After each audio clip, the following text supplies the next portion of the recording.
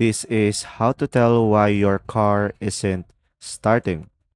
So guys, first is check the battery. If you hear clicking or nothing at all, when turning the key, the battery may be weak or dead. So try turning on the headlight, and if they're dim, it's likely the battery need a replacement. Another one is starter motor issues. So a single loud click or grinding noise often points to a bad starter motor. Another one is fuel problems.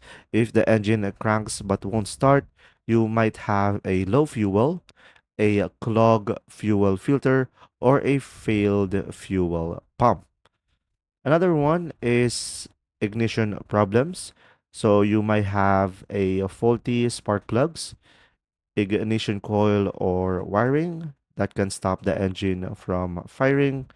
Now, guys, start with the battery because it's the most common thing.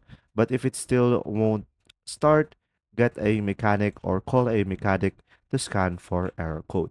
I hope this video helped you out. Thanks for watching.